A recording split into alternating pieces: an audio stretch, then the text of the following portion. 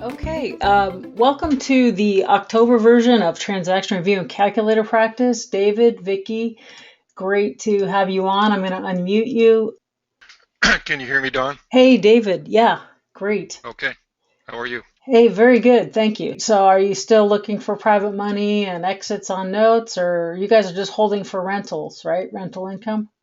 Well, we're also doing some owner financing, but yes, I'm definitely looking for private money.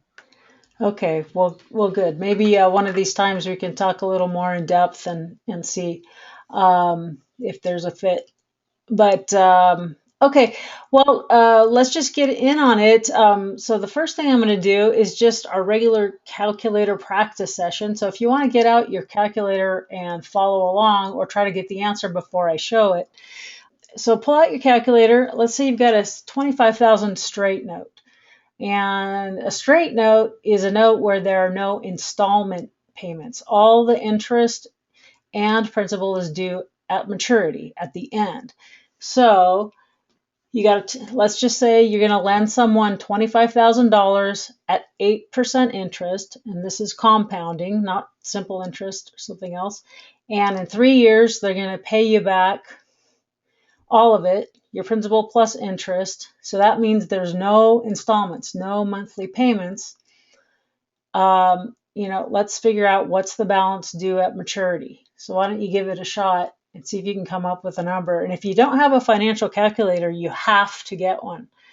You have to have a handheld. I really recommend the apps from In a Day Development also. And why might you do this? I do this sometimes when someone doesn't, it's a short-term thing, but they need money, but it doesn't help them if you strain their monthly budget. Let's say it's just money that they need to fix up the house because they know they're going to sell it, right? So that's a situation. If I feel like there's enough protective equity there, I don't worry about it. If I'm worried about it, I won't do it because I want to know sooner than later if they're running into trouble. And when there's a monthly payment and one stops coming in, then you're alerted right away. Whereas if you have a straight note, you don't know until 3 years from now that there's a problem. So, but let's say the property's worth 100,000. If I lend them $25,000 now, they can sell it for 150. Sometime in the next 3 years or something like that. So but they don't have income to handle a payment. Okay, so I don't know if you guys got your answers. Any of you give it a stab with your calculator? What'd you get? David, Vicky? I am still experimenting. Okay. So how about I'm you? I'm coming up with 31,400. Fantastic. And how did you do it? I um put the 36 months, So 8%, NN and then 8% in interest. and then 25,000 in PV, Right? and then I calculated payments, and it came out to 2133, and I don't know why I times it by 3, because I'm figuring that's yearly, so I did it by 3. So I'm Oh, probably doing it long version. oh, okay. Well, how much is it per year? Like 8% interest on 25,000. Let's just get that in our mind of 25,000 times 0.08. So it should be about 2,000 a year. But why will it be a little more than 6,000 at the end of 3 years? Because of the compounding interest. Right. So the interest is making more interest. So we know that it's going to be 6,000 and change, right? Mm-hmm. So which would be 25,000 plus 6 is 31. It's got to be more than 31,000, right? So just that's a way for us to get a common sense sort of feeling for it. So I had this, and this 25,000, but in the payment I got to put zero because they're not making any installments during they're making 36 payments of zero. And at the end, so now I'm going to solve for future value. So there we go. 31,000, 755.93. So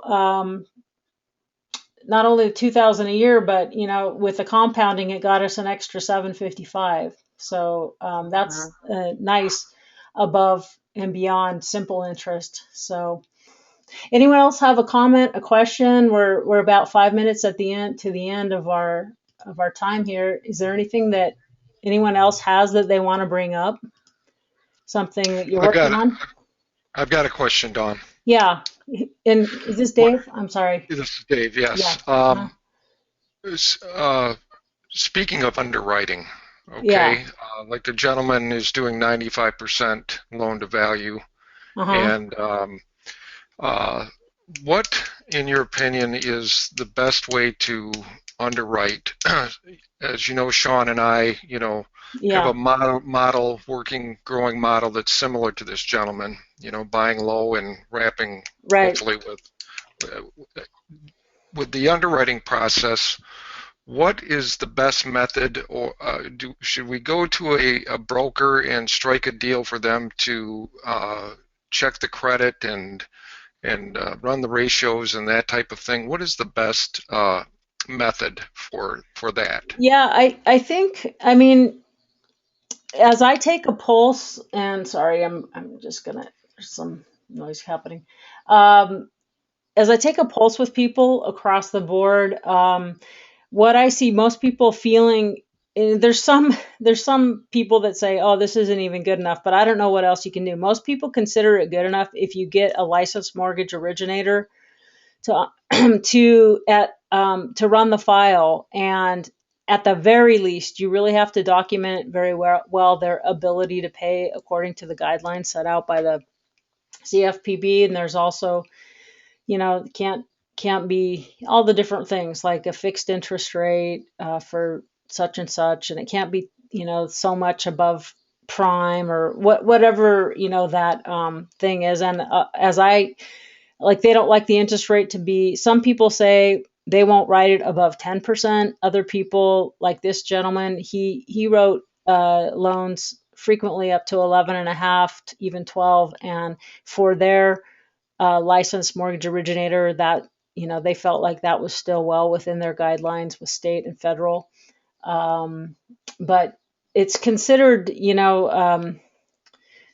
yeah, proper. I would say most people figure if you get an RMLO to do it, um, you're doing the best that you can. I was listening in on a conference. I forget their names now. I think it's Cash Flow Depot people. And there was a guy there that his whole business was to consult with mobile home park owners. And it's getting to the point where if you really want to abide by the letter of the law, it can be extremely burdensome. Meaning, someone, uh, yeah, who, you have to underwrite the file, but then you have to have a licensed servicer take care of it. And they were also suggesting, and I haven't had this told to me by anyone else, that even just to own a note, you need to be licensed. So, I mean, things are trending, or they're wanting them to trend, it seems like, in a very oppressive direction. But most people that are doing, this hands-on in the trenches day in, day out, they sleep at night just fine if they get someone to, do the ability to pay and write the notes according to the basic guidelines that the CFPB had before that had set out. So it's probably a really good idea. I mean, that one that we're doing, are you involved in that one that we just closed on Clariola? I hope we closed it today. It did close today, yes. Okay, gosh. On that one, I mean, the sort of guidelines are in place, but we structured that so there's no exposure, there's no